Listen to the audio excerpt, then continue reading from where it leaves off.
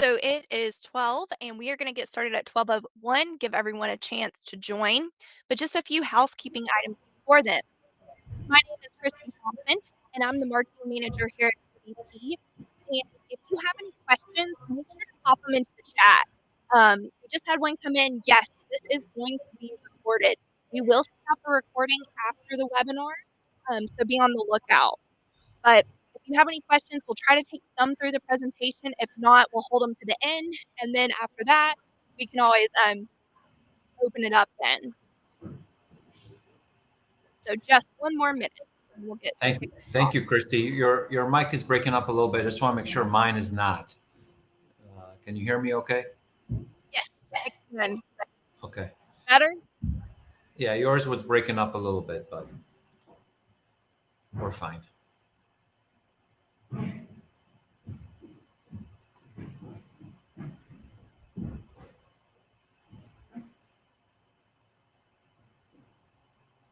Okay, it's 12:01.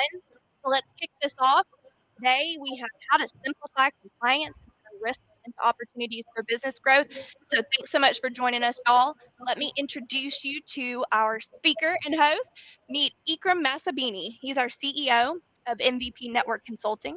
He has a BS degree in electronic engineering, 25 years of IT experience. He's a HIPAA consultant and auditor, an IT security consultant, and he has multiple technical certifications. And there's his email if you have any questions. So I am going to turn this over to Ikram. Thank you, Christy. I'll throw in that I wrote a couple of books. If you guys want a copy of my books, I'll be more than happy to send them to you guys as people are starting to join more and more. One book is Computers Should Just Work, and the other one is Cybersecurity Essentials for Business Owners and What to Know. Today, we're going to talk about compliancy. I hope everybody could hear me okay and is ready for some info. All right, so are you compliant? So compliant with what? And what is compliancy? And why do you have to worry about it? How can you use it to truly better your environment, your business? So let's talk about some main compliance framework that people have to adhere to. So you may hear about SOC 2 compliancy, which basically keeping your customers' data safe, because every single one of us have customer data that we're responsible for, whether it be in the cloud or in your hand or out of the hand of cyber criminals in general. If you do accept credit card, you should be compliant with PCI DSS, and that's to ensure protection of sensitive credit card information. And then there's other compliancy, whether you're being in manufacturing or you work with government agencies. So NIST, for instance, ensure protection of sensitive government data using any and all NIST cybersecurity framework. And a lot of the compliancy frameworks in general are based on the NIST framework. Then you have CMMC, which is if you are a manufacturer that works with government agencies, a lot of new agency will making you CMMC compliant or require that you become CMMC compliant. You could be ISO 27001 compliant, which mitigates information security risk with internationally recognized guidelines. HIPAA for healthcare organization. CCPA, which is easily demonstrate your compliancy with the latest US-based privacy laws, and GDPR, if you're working internationally with the European Union, that's the compliancy that you have to adhere to. But that's some of the main compliancy frameworks out there. But you may say, well, none of these apply to my company. Why should I? Then does that mean you don't have to be compliant? If they don't apply to you, does that mean you don't have to worry about it? To a certain degree, but to a certain degree, no, you do have to worry about it. And I would say, wrong, don't forget about a couple of things. One, clients. Some of your clients may require you to be compliant with certain frameworks. They may require you to have some tools to allow you to be compliant. Or some of your vendors, if you're buying from them, will also make sure that you're compliant to certain things. A lot of our clients and people that we work with will sign a deal with a vendor, and unbeknownst to them, the vendor then is required them to have certain compliant features and certain tool sets on their network to make sure that they're compliant with the vendor's requirements. compliant. Now, this is not a framework, but this is either the client or the vendor you're working with that requires to be compliant. Last but not least, cyber insurance. Cyber insurance has its own requirements, and we recommend you to have cyber insurance in general. So, is cyber insurance necessary? Well, I would say that cyber insurance is a key component of your organization's strategy for managing business risks. So, if you do not have cyber insurance, and we don't sell cyber insurance, I'm just giving you some feedback to explain to you the importance of having cyber insurance. To me, cyber insurance is as necessary as fire insurance or car insurance or health insurance or any other kind of insurance. We highly recommend you having cyber insurance because if you do get hacked and you're in trouble, after calling your IT provider, calling your cyber insurance agent is one of the things that you have to do. Because at the end of the day, they will create an instant response plan for you and they will help you through it and they will see what you need, what fines there'll be or whatever you need to pay. They'll help you across the board. So make sure you have solid cyber insurance across the board. 53% of small business, medium-sized businesses were hit by a cyber attack in the past year. 53%, more than half businesses got some kind of a cyber attack. And this is not slowing down. It's growing from year to year. As a matter of fact, 46% of uninsured small, medium-sized businesses never fully recover from an attack. They're still trying to piece together data that they lost, piece together info, understand who owes them what money. Imagine if all of a sudden your data's gone and you don't know who you owe money to and who owes you money. You don't know what's happening. You don't have any of the data that allows you to run your business. So it's important to understand that protecting yourself. And that's why we're talking about compliancy, because compliancy, we could take the best parts, especially if you don't have to adhere to all of it, but we could take the best parts and make you secure. 60% of executives may decide to not do business with you if you don't carry an adequate cyber insurance coverage. I know that when we deal with a vendor, we want to make sure that the data that we give them is secured. The good vendors use that as a tool in their sales process, saying, hey, I know that you're going to work with us and we're going to carry all this data from you. So I'm going to give you information about my employees and whatever else, but we're going to secure it. And we have a strong set of security frameworks that we adhere to. So executives are starting to push more and more to make sure that you're covered, not only from an insurance perspective, but from the tool set. And if you have a solid tool set that you understand, you're able to use it as a sales tool. So when you want to go talk to a new client or even a patient, you got to explain to them how secure you're making your network so that their data in your hands are secured. I'll give you a little story about insurance companies that sell cyber insurance. When the beginning of it, the only question they would ask you is how many employees do you have? And they give you a price, and that was that. Well, they got hit pretty hard. And what ended up happening here is they ended up losing some money. Fast forward a couple of years, it didn't take them long to catch on. Hey, man, we're losing money. We got to do something about it. So what are they going to do about it? I'll give you an example. A long time ago, our parents would put us in the back of a station wagon, as you see here, and mom and dad would hit the brakes and we'd go flying and hurt ourselves. But hey, this is how we lived. And people got hurt. And then people that got hurt had insurance. And then the insurance companies forced the automakers to make it a lot more safe for us to ride in a car. Automakers were not happy about it. They had to spend more money building their cars. But the insurance companies are so powerful that they changed regulations and sued the government about safety. So then the government came up with laws that we had to adhere to. We have to have kids in seat belts in kids seats. We have to make sure that they're secured. More safety saves money to the insurance company, moderate, and make sure that we are also protected, but it costs more money across the board. And you may be required to carry cyber insurance policy, just like you're required to carry car insurance by regulatory mandate. And we see that happening. More and more insurance companies are forcing these policies to be law. Safety standards are changing. Agencies determine those new standards because these are the insurance agencies that are writing laws and lobbying our politicians to make sure that they have some kind of framework and compliance and standard that everybody has to meet. You either comply with their standard or suffer the consequences. I mean, It's a public policy that if you don't have a seatbelt on, you're going to get a ticket. That was never a law not too long ago, but it became a law now, and everybody pays for it. At the same time, it saves some money, makes us more secure, but it costs us money if we don't adhere to it. So why we need insurance to drive a car or we get a ticket? That's another reason. I'll give you another story. Travelers, compliance is a must. So Travelers is an insurance company. So Travelers had sued a company called ICS and won the settlement because ICS had inadequate cybersecurity that was deemed a violation of its policies. So ICS started with saying, I need cyber insurance. They got it because in the beginning there was no compliancy, but they did say we have certain things, and they let their cybersecurity lax. In other words, they didn't update everything they were supposed to update. They didn't stay on top of the things they were supposed to do. And when they came to put a claim in, Traveler said, wait a minute.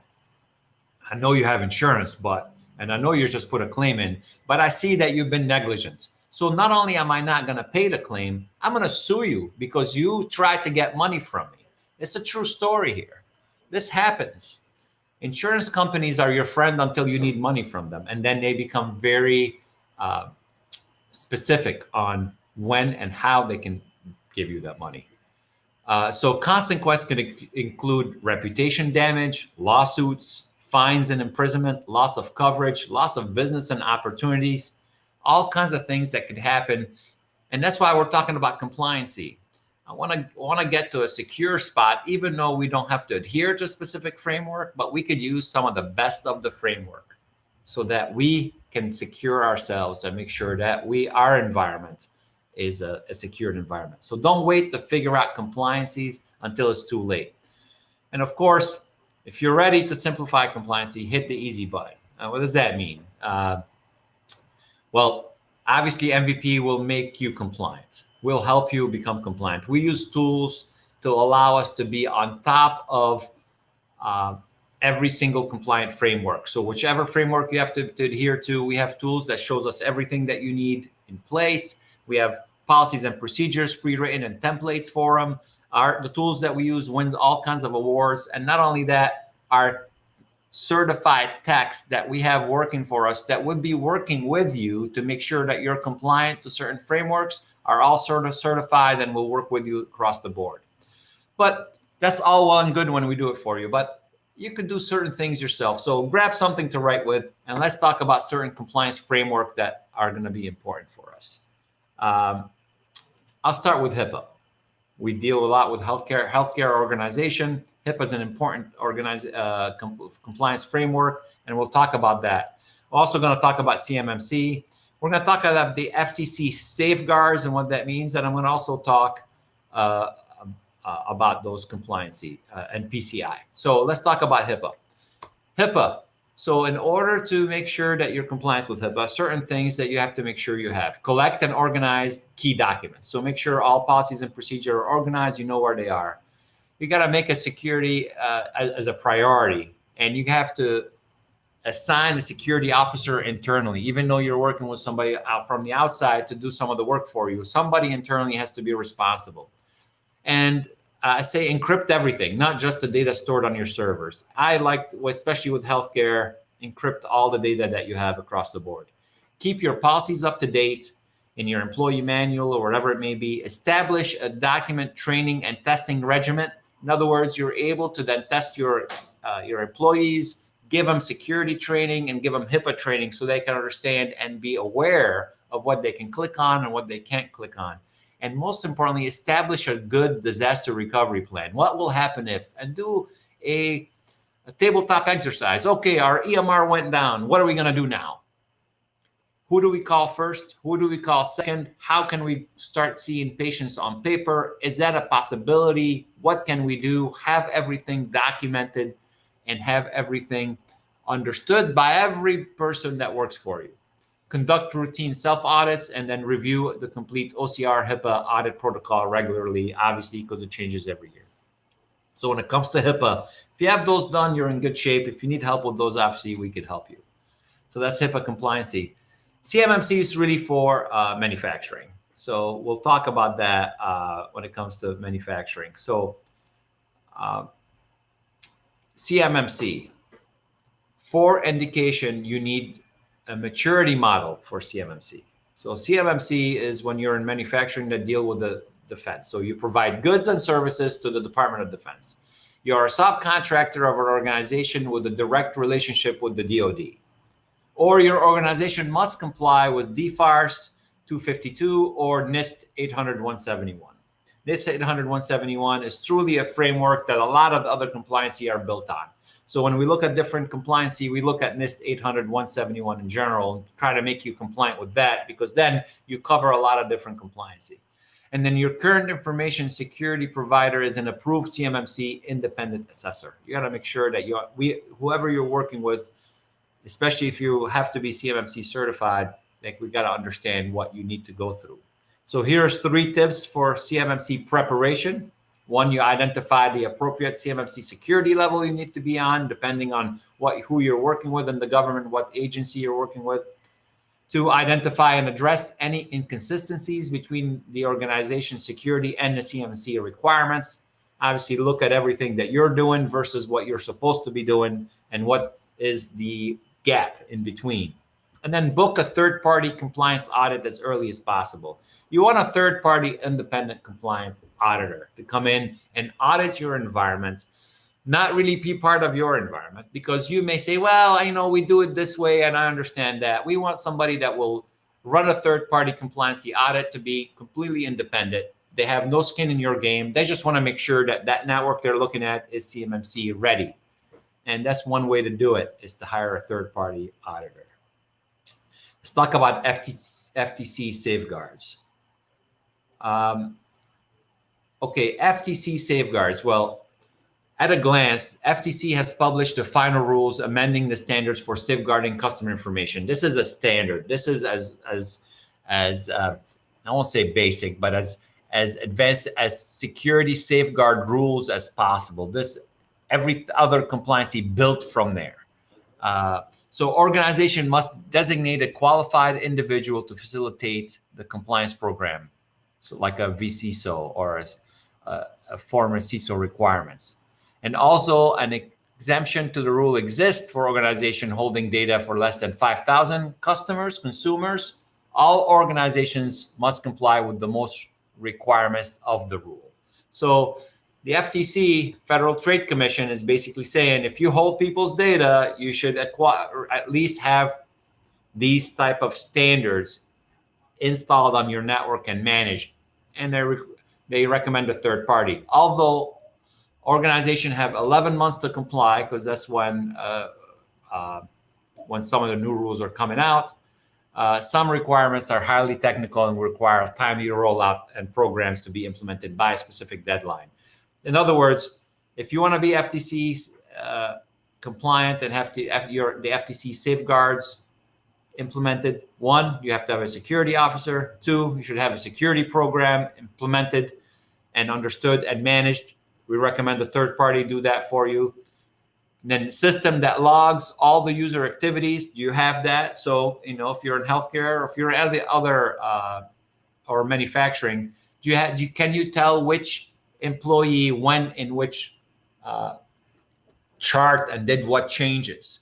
Do we have a log on everything that's happening? Do you have a SIM that then will look at every single log from every single tool that you may have, so that a security company is looking at your network with one pane of glass? So I guess what I'm saying is, it's important to look at everything that you have, to understand what the safeguards are, and to scan for holes and make sure to help you cover those holes. 1, you'll be more secure. The network will run better because it will be also secured and managed.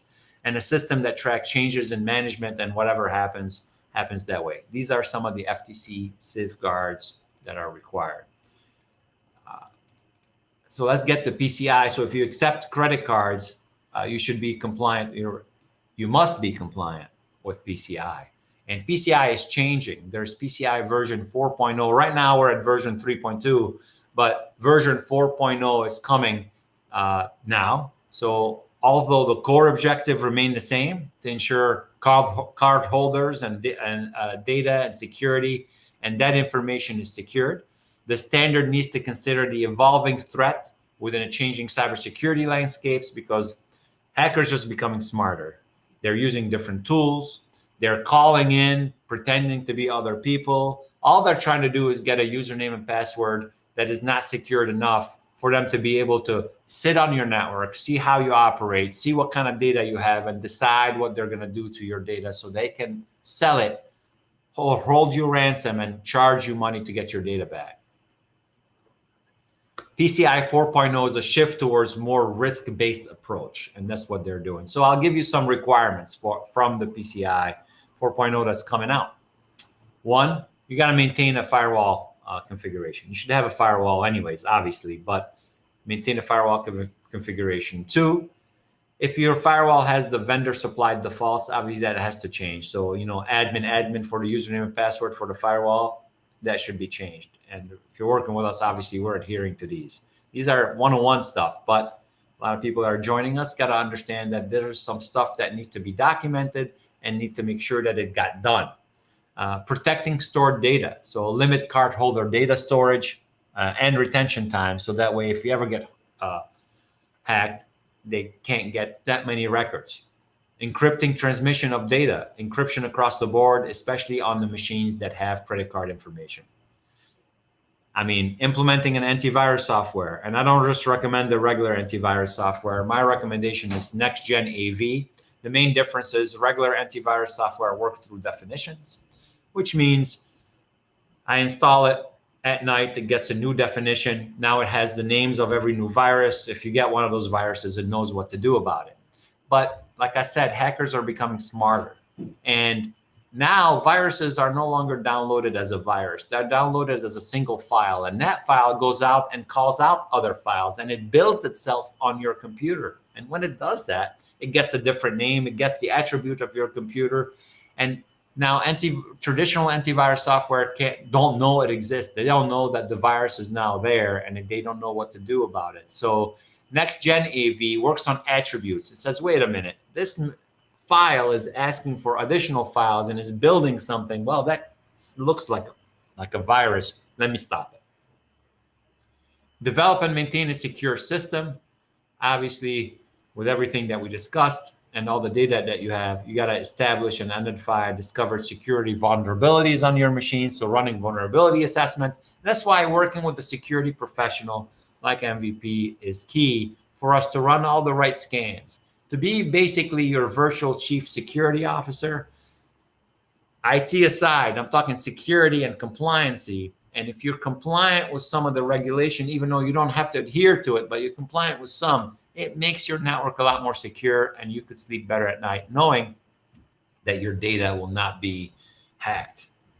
Because if your data is hacked, there's a lot of work that will need to be done. And there's some mandates you'll have to adhere to, whether you're compliant with something or not. Restricting of access to data, not only from the outside and for people you don't know, but for your employees as well. Are they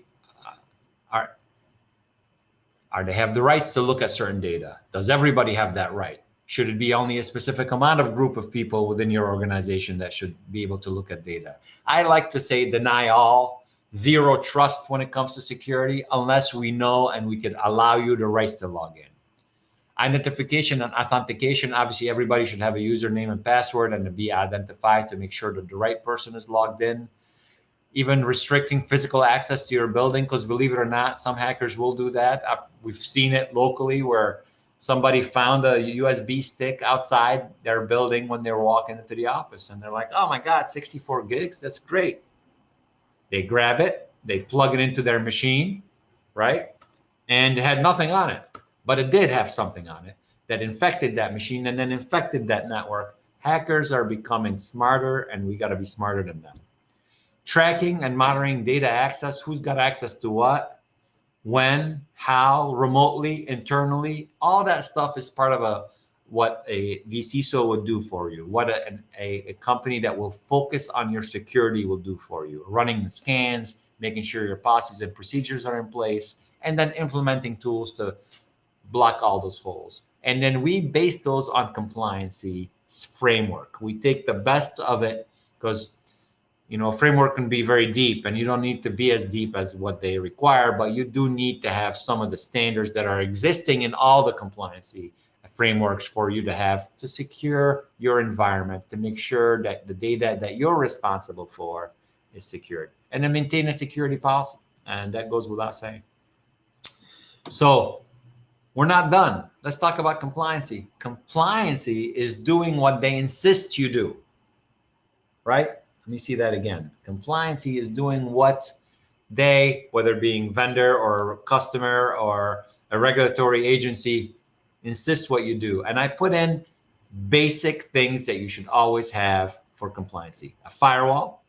We recommend not only a firewall, but a next-gen firewall, which means it does IPS, intrusion prevention system, DPI, deep packet inspection, a firewall that can handle and look at every packet coming in and out of your network.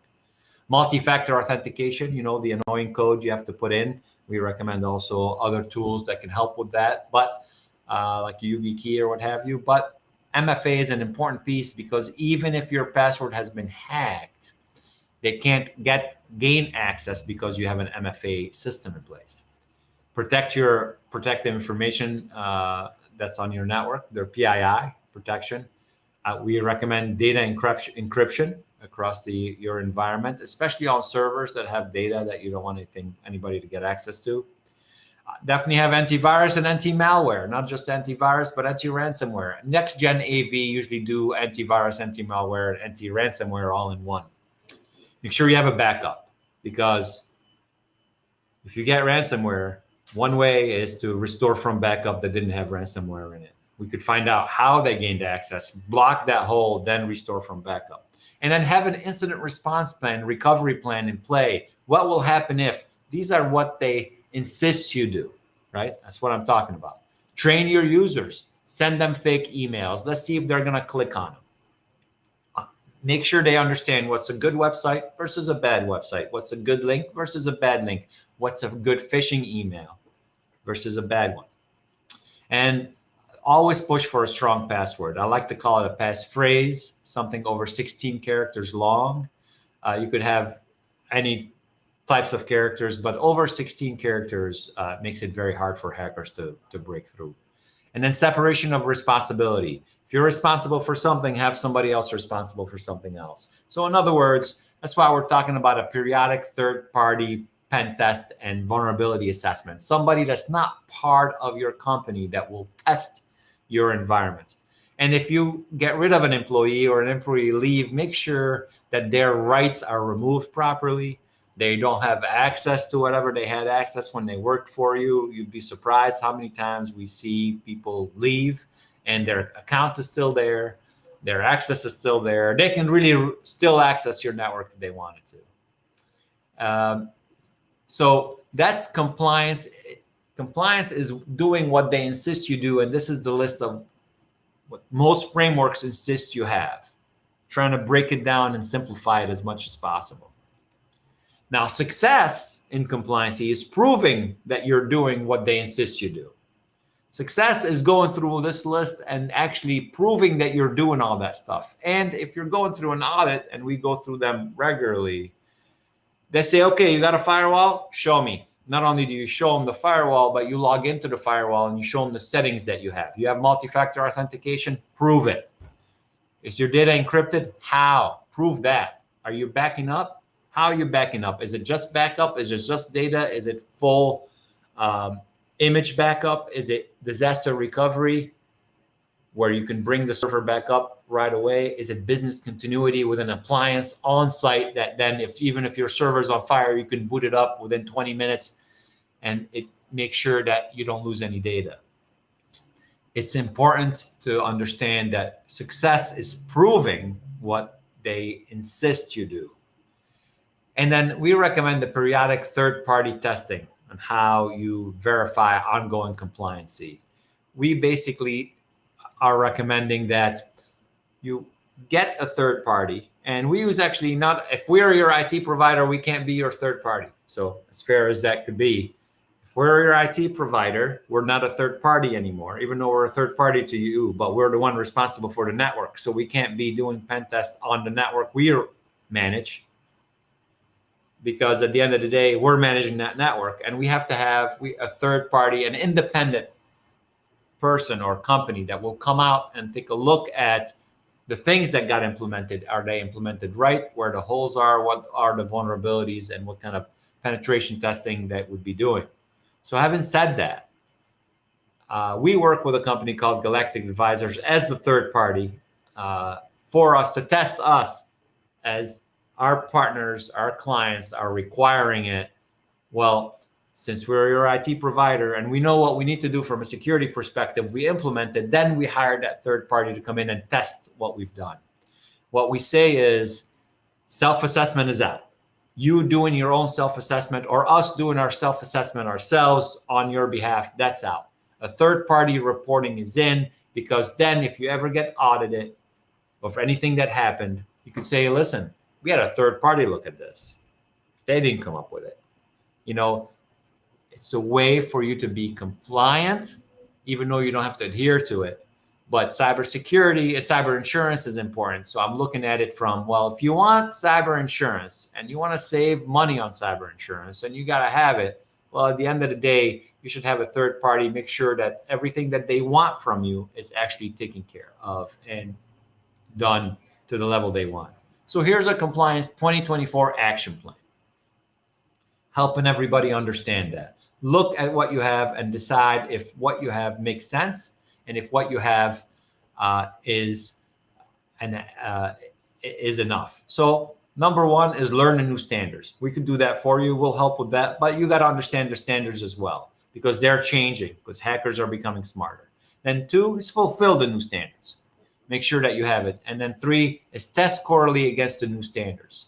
So we offer a virtual chief security officer offering, where we come in and we have a monthly meeting, a quarterly meeting. We have regularly scheduled tests. We'll go through all those standards. And then we have a third party come in after we implement everything to test what we've done on a quarterly basis. The whole thing comes together for us to make sure that not only you're compliant, but you're also secured and you understand and you're being tested on a regular basis, because software needs updating. Things change. Hackers get new tools, new security issues at the end of the day.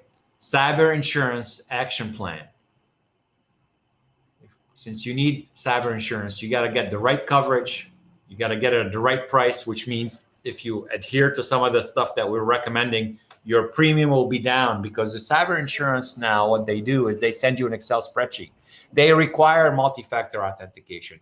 They require encryption. Now, they may still give you coverage if you don't have encryption. I know now with multi-factor authentication, the coverage, they require it. They won't give you coverage without it. But with encryption, some companies require it and you have to have it. And some companies say, well, okay, but your premium will be higher. Well, a lot higher than what encryption would have cost you anyways. So this is something that you need to be aware of. Get the right coverage at the right price, and most importantly, read the fine prints. And we'll help you with all that if we help you with compliancy and become your cyber security officer, chief cyber security officer, for us to help you understand how to get the best coverage, what tools you should have, and how to prove that you're doing everything that you need to do. And we base all that on the frameworks of compliancy, because we want you to be compliant. And if you don't have to be compliant with every single aspect of the framework, with every single policy and procedure it may have, but there is basic compliancy across all framework that you should adhere to, because then it'll save you money on insurance and it'll make you a lot more protected at the end of the day. So have you recently verified your compliancy by a third party? And if not, we recommend our Galactic Advisors. They're a company we've been working with as a third party. They do a great job in running scans and then coming back with the reports, let us know what we need to do. And they hold us responsible for it. So you do not really want to gamble with your reputation. You want to make sure that you adhere to at least the basic FTC frameworks that are available. You got to know your risk and understand that there's too much to lose when it comes to your data and your customers' data, because people will be uh, looking at you as, well, how come you didn't protect my data? Even though you're in healthcare, well, the data that I give you, my social security number, my health information, my diagnosis, the medicine that I take, all this information nobody wants out there. It's important for you to look at it in a way that secures it as much as possible. So what we're doing here is we're going to get you a third-party mini network evaluation. We talked to our the company that we work with, and we said, would you guys offer a free third-party mini network eval to give us kind of a framework if you want us to run that scan remotely and have them run the scan remotely? Here's the QR code. Just use your phone, fill out the form, and then we'll give you a call. They're only going to do it for 7 people, just to let you know. But I think everybody here would be able to get that done. And what it will be, we won't need your administrative credentials. It will be basically a link that we send you. We won't install anything on your network. We're truly trying to see what will happen if you clicked on something you're not supposed to click. And if that happens, what kind of data are we going to get out of your network? How far across the network can we get? Where are your holes? What are your vulnerabilities? And what can we do to make you more secure?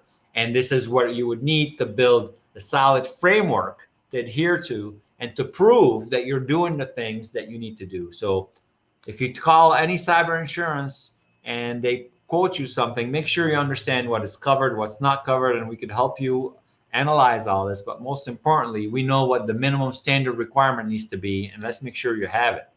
So we will basically send you a link, and we recommend then you send that link to 5 key users. I like sending it to an HR professional, your HR person, your accounting person, your CFO in your company. Well, they usually have access to a lot of strong data. Your CEO, that's a good one too, because believe it or not, CEOs are usually happy clickers, as I call them, and they don't adhere to the policies and procedures they want everybody else to adhere to. So let's test them. And then maybe a person that works remotely, but people that have power, that have access to data in your environment. You send them that link, they click on it, and then we'll review the result in plain English with you and give you some steps that you would take internally right away to be able to protect your network. So you'll click run after you get the link, and then we'll meet with you to go over the confidential report. And that's the idea here. The idea is to use compliancy to make sure that you're compliant with the standard frameworks that are all the other compliancy are built on, so that you protect yourself, you protect your network, you protect your customers' information and your data and your employees' data, and make sure that you're protected and secured.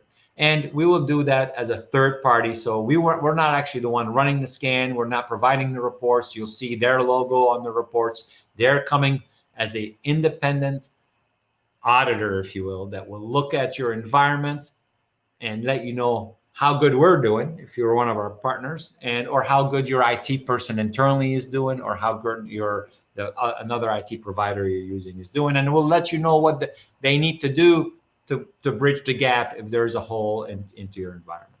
So I'm leaving this up a little bit. And that's it. That's all I had for you guys today. I hope you guys found it beneficial. You understand what we went through and the kind of compliant framework that we have. We have certified engineers on staff that would help. And not only that, we have tools that will allow us to make sure that as things change in the framework, we stay on top of it. We let you know what new policies and procedure exist, and we guide you through it all. And we prove that you've done it to protect you across the board. Use the compliancy to protect your environment. Let me see if I have any questions, and then we'll take any questions from you guys now. If not, I usually try to keep them between 30 to 40 minutes, so I'm at 40 minutes now, so we're right on time. I appreciate everybody's time today. During lunch, it's never easy, but for you guys to take the time to step back and look at this, I hope I give you some beneficial information for you guys to be aware of. And if you're interested in that third-party scan, please let us know. Thank you so much, Jenna. Thank you. Um, and all this is recorded, and we'll send it to everybody.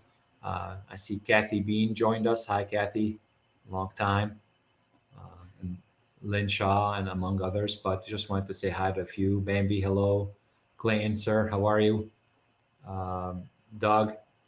So thank you, everybody. Great to see you as well, Kathy. Thank you.